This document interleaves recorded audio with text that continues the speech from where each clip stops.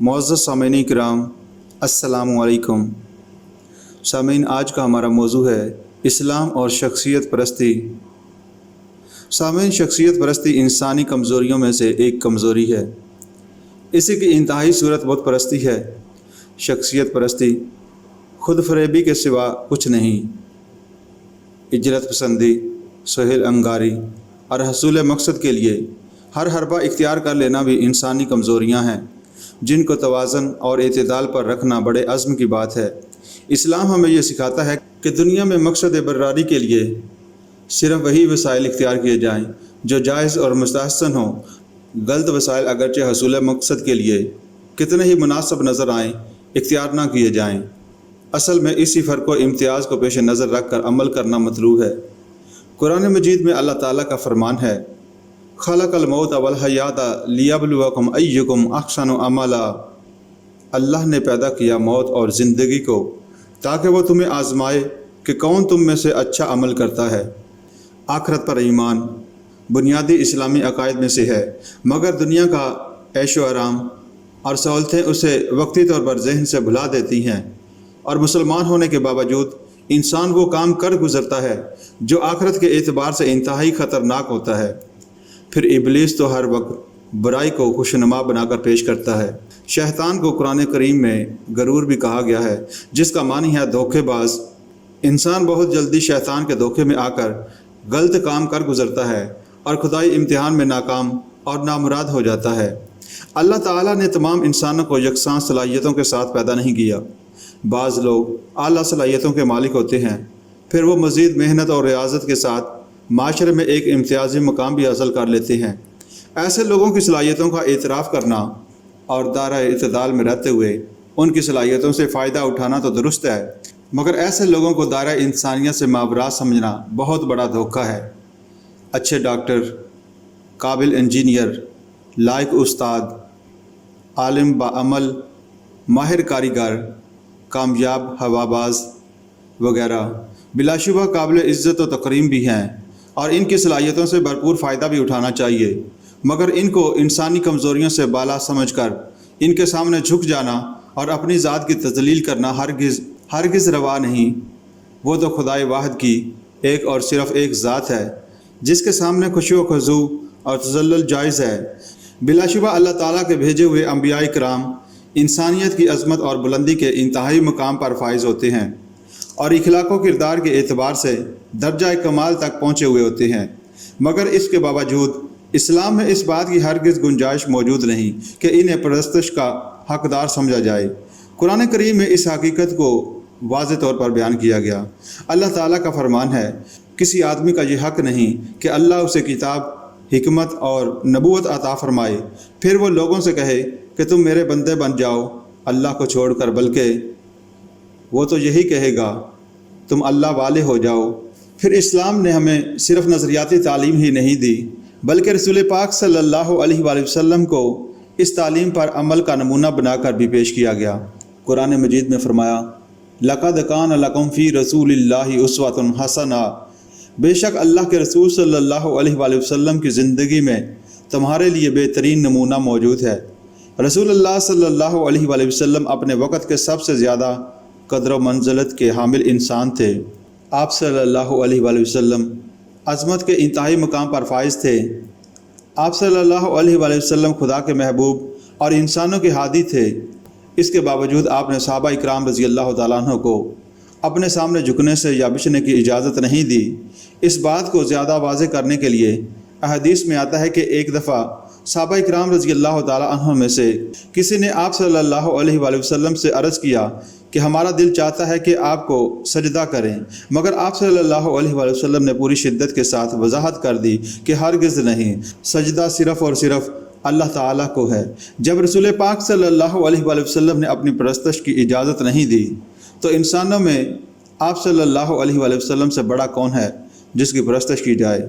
پس پرستش کے لائق تو فقط وہی ایک ہے جو کائنات کا خالق و مالک ہے، حی القیوم ہے، جس کو بقا ہے، فنا نہیں، جو ہر طرح کی ادنا سے ادنا کمزوری سے منزہ و برا ہے۔ بلکہ آپ صلی اللہ علیہ وآلہ وسلم نے اپنے عمل سے بتا دیا کہ پرستش میں بھی صرف اسی خدائے واحد کی کرتا ہوں اور آپ بھی صرف اسی کی پرستش کریں۔ آپ صلی اللہ علیہ وآلہ وسلم کا اسوہ حسنہ اس زمن میں روز روشن کی طرح واضح ہے کہ آپ صلی اللہ علیہ وآلہ وسلم اللہ کی عبادت میں دن رات لگے رہتے تھے۔ آپ صلی اللہ علیہ وآلہ وسلم کے دن کے عمل بھی عبادت تھے اور رات کا قیام و سجود بھی عبادت تھا۔ سامعین، جیسا کہ رسول اللہ صلی اللہ علیہ وآلہ وسلم اللہ کے محبوب تھے، اللہ تعالیٰ نے آپ کو معراج سے نوازا اور قیامت کے روز مقام محمود پر فائز کرے گا، مگر اس کے باوجود آپ صلی اللہ علیہ وآلہ وسلم نے اپنے کسی عقیدت مند یا رشتہ دار کو اس بات کی اجازت نہیں دی کہ وہ عمل سے فارغ رہے اور رسول کی نری محبت یا رسول سے خونی رشتہ ہی کو اپنی نجات کے لیے کافی سمجھے۔ ایک موقع پر آپ صلی اللہ علیہ وآلہ وسلم نے فرمایا، اے قریشیو، اپنی خبر لو، میں تم کو خدا سے نہیں بچا سکتا۔ اے عبد مناف، میں تم کو خدا سے نہیں بچا سکتا۔ اے عباس بن عبد المطلب، میں تم کو بھی خدا سے نہیں بچا سکتا۔ اے صفیہ، رسول خدا کی پھپھی، میں تم کو بھی خدا سے نہیں بچا سکتا۔ اے محمد کی بیٹی فاطمہ، میں تم کو بھی خدا سے نہیں بچا سکتا۔ ایک بار حضرت فاطمہ رضی اللہ تعالی عنہا کے گلے میں سونے کا ہار دیکھا تو فرمایا کہ تم کو برا نہ معلوم ہوگا جب لوگ کہیں گے کہ پیغمبر کی بیٹی کے گلے میں آگ کا ہار ہے۔ جہاں قارئین کی توجہ مسئلہ شفاعت کی طرف مبذول ہوگی تو سمجھ لینا چاہیے کہ بلا شبہ رسول پاک صلی اللہ علیہ وآلہ وسلم کی شفاعت امت کے گناہ گاروں کے بارے میں حق ہے، مگر وہ ایک اجازت نہیں ہے، مگر وہ ایک اعزاز ہے جو رسول اللہ صلی اللہ علیہ وآلہ وسلم کو دیا جائے گا، اور آپ صلی اللہ علیہ وآلہ وسلم صرف ان لوگوں کے حق میں شفاعت کریں گے جن کے لیے اللہ تعالیٰ اجازت دے گا اور جن کی بخشش کرنا چاہے گا۔ آج کسی فرد بشر کے پاس ایسا کوئی ذریعہ نہیں ہے جس سے وہ معلوم کر سکے کہ اس کے بارے میں رسول پاک صلی اللہ علیہ وآلہ وسلم کو شفاعت کا اذن دیا جائے گا۔ شفاعت کے بارے میں یہی نقطہ نظر صحابہ اکرام رضی اللہ تعالیٰ عنہ کا تھا، اس لیے وہ لوگ ہمہ وقت نیک اعمال میں منہمک رہے اور نظریہ شفاعت نے ان کے اندر کسی بھی درجہ میں بے عملی اور کوتاہی پیدا نہیں کی، ورنہ رسول پاک صلی اللہ علیہ وآلہ وسلم کے ہمہ وقت ساتھی ہونے کے ناطے وہ آپ صلی اللہ علیہ وآلہ وسلم کی شفاعت کے اولین امیدوار ہونے کی بجائے اسوہ حسنہ کی پیروی میں اپنی جانوں کو ہلاکت میں نہ ڈالتے اور مشقت اور تکالیف کے بجائے آرام و راحت کی زندگی بسر کرتے۔ احادیث شریف میں آتا ہے کہ آپ صلی اللہ علیہ وآلہ وسلم نے قبریں پختہ بنانے سے منع فرمایا۔ اس میں بھی اس بات کی پیشبندی کی گئی کہ نیک اور صالح لوگوں کی قبریں اگر باقی رہیں گی تو شخصیت پرستی کے جذبے کے تحت لوگ ان قبروں کے ساتھ وابستگی رکھیں گے اور طرح طرح کے خرافات میں لگ جائیں گے۔ اہل قبور کی مغفرت کے لیے دعا کرنا اور اپنی موت کو یاد کرنے کا عمل نہ صرف آپ صلی اللہ علیہ وآلہ وسلم سے ثابت ہے بلکہ اس کا آپ صلی اللہ علیہ وآلہ وسلم نے حکم دیا ہے۔ شخصیت پرستی انسان کو فریب النفس میں مبتلا کر کے شرک کی نجاست سے آلودہ کر دیتی ہے، جبکہ شخصیت پرستی سے کامل اجتناب نہ صرف توحید پر پختہ یقین اور اسوہ حسنہ کی پیروی میں مستعدی پیدا کرتا ہے، بلکہ امت کے اندر افتراق و انتشار اور فرقہ پرستی کو ختم کرنے کا نہایت مؤثر ذریعہ ہے۔ فرقوں کی بنیاد عموماً مختلف نامور اشخاص کے ساتھ ہر درجہ وابستگی پر قائم ہو گئی۔